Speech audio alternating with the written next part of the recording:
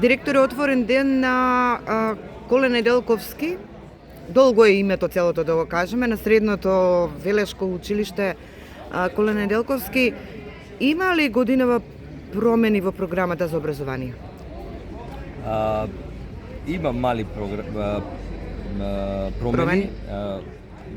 Меѓутоа глобала е кај нас тоа е стручното, значи ние повторно сме, значи нашите струки и профили се користите застапени од лани, значи машинска струка, електротехничка струка, угостителска струка и сообраќајна струка, значи повторно одиме со тие струки.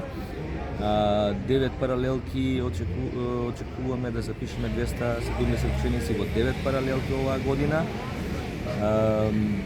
Новина, ако сметате како новина, може да кажеме новиот концепт на полагање на државната матура, ако на тоа мислевте, да, можам да го потврдам тоа.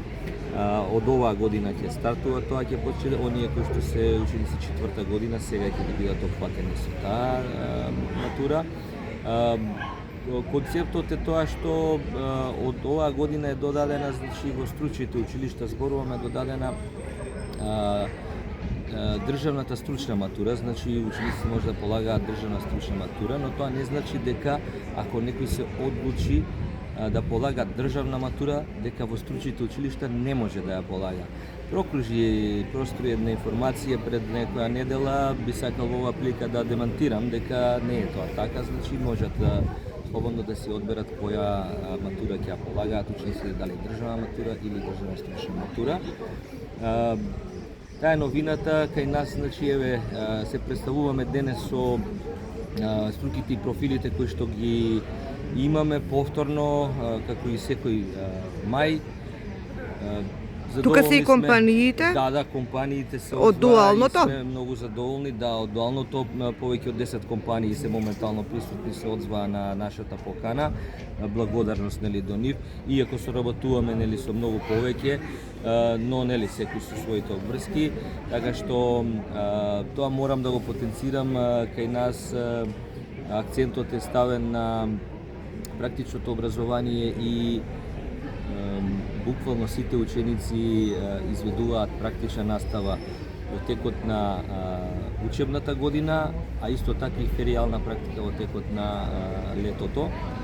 Така што државата финансира, ги покрива. Да, дуалните паралелки, значи ние сега сме комплетно под државата, значи под Министерство за образование и наука, и да, значи задоволни сме, значи од финансирањето, од помошта, логистиката на Министерството, значи комплетно. Мислев за децата, за учениците кои што изведуваат практична стипендија.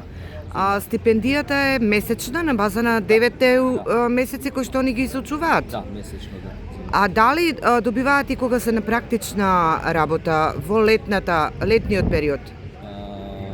Во летниот период тоа е опфатено, значи со праксата која што се одвива во текот на феријалната пракса им е во тоа вклучена, така што во летниот период зависи од кој профил и која струка имаат по 5, 10, 15, а некои имаат и 20, зависи од која година имаат и 20 дена, меѓутоа тоа е опфатено заедно со онаа стипендија која што ја земаат во текот на учебната година.